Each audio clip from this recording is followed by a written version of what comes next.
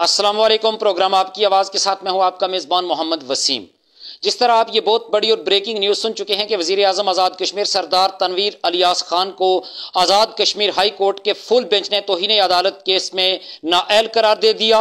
वो सिर्फ वज़ीर आज़म की जो है वो कुर्सी नहीं खोए बल्कि वो अपनी मेंबर असम्बली की सीट भी खो चुके हैं। और ये आज़ाद कश्मीर की तारीख में पहली मरतबा शायद हुआ है कि किसी सिटिंग प्राइम मिनिस्टर को हाई कोर्ट के फुल रुकनी बेंच ने घर भेजा हो।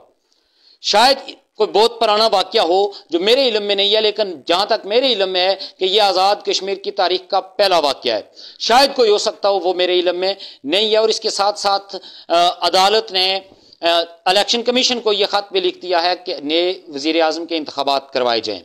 और अब वज़ीर आज़म जो साबिक वज़ीर आज़म है तनवीर इलियास, वो अपील में चले गए हैं सुप्रीम कोर्ट में, और सुप्रीम कोर्ट से उन्होंने माफ़ी भी मांगी है, जबकि हाई कोर्ट से भी उन्होंने माफ़ी मांगी है। हाई कोर्ट के अंदर वज़ीर आज़म की जो तौहीन अदालत की जो वीडियोज़ थी वो भी चलाई गई, जिसमें वज़ीर आज़म ने कहा कि वज़ीर आज़म को इतना फारग नहीं होता कि वो जो है अदालतों के चक्कर लगाता फिरे। जनाब साबिक प्राइम मिनिस्टर साहब, ये अदालतें हैं, ये इनका काम है कानून और इंसाफ के मुताबिक फ़ैसला करना। चाहे कोई प्राइम मिनिस्टर हो, चाहे कोई मिनिस्टर हो, चाहे कोई मेंबर असम्बली हो, चाहे कोई लोकल काउंसलर हो, चाहे गरीब आदमी हो, जब अदालत बुलाए तो फिर जाना पड़ता है। फिर ये नहीं कहना पड़ता कि वज़ीर आज़म इतना फारग नहीं बैठा हुआ कि वो अदालतों के पास जाए। बहरहाल ये हुआ यूं कि वज़ीर आज़म नायल हुए और उसके बाद जब उन्होंने माफ़ी मांगी तो माफ़ी की जो उनकी दरख्वास्त थी उसको भी नहीं माना गया। अपील में चले गए सुप्रीम कोर्ट के अंदर, लेकिन हाई कोर्ट का यह फैसला है कि तनवीर इलियास सिर्फ मेंबर असम्बली के लिए अपील कर सकते हैं। मेंबर असम्बली बहाल होने के लिए, वज़ीर आज़म बनने के लिए वो अपील नहीं कर सकते। तो इसका मतलब यह है कि आज़ाद कश्मीर में अब एक नए कायदे ऐवान का इंतखाब होगा, नया वज़ीर आज़म आएगा। वो नया वज़ीर आज़म कौन होगा कोई पता नहीं है, उसका फैसला हो जाएगा। लेकिन जब तक नए कायदे ऐवान का इंतखाब होता तब तक, उसके बाद ही शायद मेरी ये वीडियो चलेगी, जब तक ये वीडियो चलती तब तक नए कायदे ऐवान का इंतखाब हो चुका होगा। चूँकि तहरीक इंसाफ जो थी आज़ाद कश्मीर के अंदर, जब इन्होंने अक्सरियत हासिल की तो शुरू दिन से ये इख्तलाफात का शिकार हो गई। हर कोई वज़ीर आज़म बनने की दौड़ में लग गया। क्यूम नियाज़ी को जब वज़ीर आज़म आज़ाद कश्मीर बनाया गया तो पार्टी फिर भी तकसीम रही, और सबसे ज़्यादा तकसीम उस वक्त हुई जब साबिक वज़ीर आज़म तनवीर इलियास खान को पार्टी का सदर बनाया गया। और होता यूँ रहा कि जब उस वक्त के वज़ीर आज़म अब्दुल क़य्यूम नियाज़ी जब काबीना का इजलास तलब करते तो पार्टी सदर साबिक वज़ीर आज़म तनवीर इलियास खान ये पार्टी का इजलास तलब कर लेते। तो इस तरह से ये इख्तलाफात शिद्दत अख्तियार करते गए, और फिर आहिस्ता आहिस्ता वज़ीर आज़म और स्पीकर असम्बली चौधरी अनवारुल हक के दरमियान भी इख्तलाफात शिद्दत अख्तियार करते गए। पार्टी के अंदर दड़े बनते गए, और तहरीक इंसाफ आज़ाद कश्मीर के अंदर जिस तरह से इन्होंने मैंडेट लिया था उस तरह से ये इस मैंडेट को संभालने में बिल्कुल नाकाम रहे। चूँकि क्यूम नियाज़ी साहब के बारे में यह कहा जा रहा था कि वो बड़े दरवेश सिफ्त वज़ीर आज़म हैं, लेकिन उनके खिलाफ अदम एतमाद लाकर, जिस तरह भी अदम एतमाद लाई, चाहे वो साजिशों के जरिए लाई है, जिस तरह भी उनको जो है वो घर भेजा गया। उसके बाद जो पार्टी सदर थे तनवीर इलियास, ये वज़ीर आज़म बने, और आज तौहीन अदालत केस में ये भी नायल हो गए। अब आज़ाद कश्मीर के अंदर वज़ारत उज़्मा की दौड़ तो लग जाएगी, चूँकि सुप्रीम कोर्ट के अंदर जो अपील होगी वो सिर्फ तनवीर इलियास वो मेंबर असम्बली की बहाली के लिए अपील करेंगे, वज़ीर आज़म की बहाली के लिए वो अपील नहीं कर सकते। और सुप्रीम कोर्ट ने भी 2 हफ्ते के लिए समाअत को मुअख्खर कर दिया। और अब नया कायदे ऐवान कौन होगा, ख्वाजा फारूक भी इस दौड़ में शामिल हैं, चौधरी अनवारुल हक जो इस वक्त स्पीकर हैं वो भी इस दौड़ में शामिल हैं, क्यूम नियाज़ी साहब भी इस दौड़ में शामिल हैं, सरदार मीर अकबर साहब भी इस दौड़ में शामिल हैं, और जितने भी ये सीनियर सियासतदान हैं तहरीक इंसाफ के, वो इस दौड़ में शामिल हैं कि हम जो है वो वज़ीर आज़म बने और आज़ाद कश्मीर की वज़ारत उज़्मा का ताज हमारे सर सजे। बहरहाल इमरान खान ने इजलास तलब किया है, और अतमी फैसला जो है वो वज़ीर आज़म इमरान खान ही करेंगे। और अनवारुल हक और तनवीर इलियास, चूँकि ये लफ्जी गोलाबारी एक दूसरे के खिलाफ जारी थी, तनवीर इलियास का एक अपना दड़ा था, अनवारुल हक का एक अपना दड़ा था।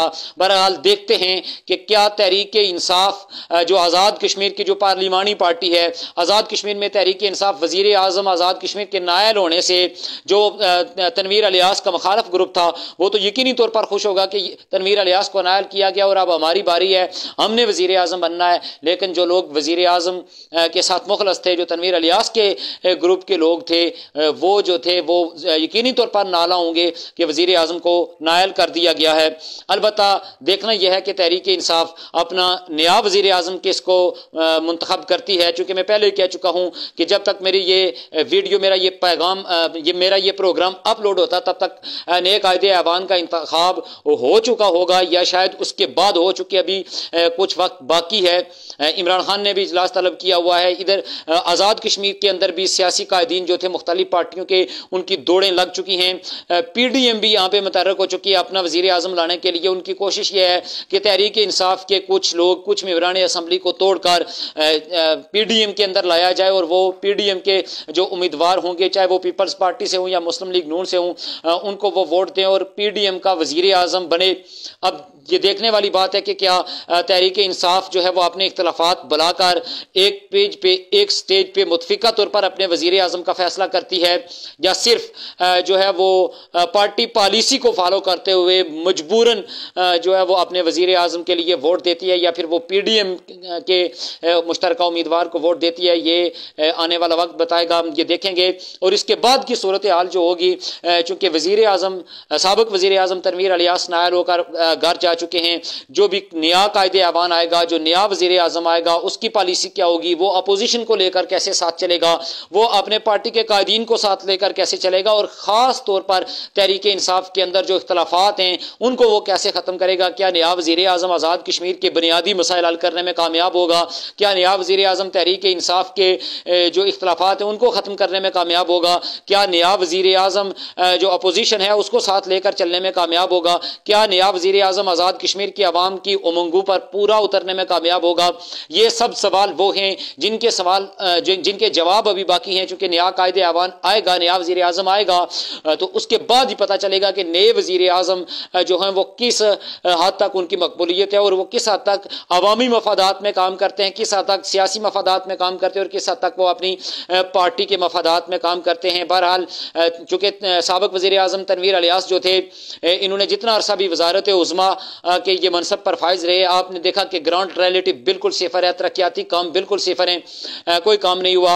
अलबत्ता जो साबिक़ वज़ीर आज़म क़याम नियाज़ी साहब थे, वो एक दरवेश सिफ्त वज़ीर आज़म उनको कहा जाता था, और उनको बाकी जो पार्टियां थीं, पीपल्स पार्टी के लोग, बाज़ लोग थे, मुस्लिम लीग नून के बाज़ लोग थे, जमात इस्लामी के बाज़ लोग, या दीगर जो पार्टियां थी, वो साबिक़ वज़ीर आज़म अब्दुल क़य्यूम नियाज़ी साहब को चाहती भी थी, और वो चाहती थी कि क़य्यूम नियाज़ी साहब वज़ीर आज़म बरकरार रहें। ताहम क़य्यूम नियाज़ी साहब की खिलाफत में एतमाद लाया गया। उसके बाद तनवीर इलियास साहब को वज़ीर आज़म बनाया गया। आज तनवीर इलियास साहब भी नायल हो गए। अब आने वाले वज़ीर आज़म कौन होंगे, उनकी क्या पॉलिसी होंगी, ये आने वाला वक्त बताएगा। आपकी मोहब्बतों का बहुत बहुत शुक्रिया।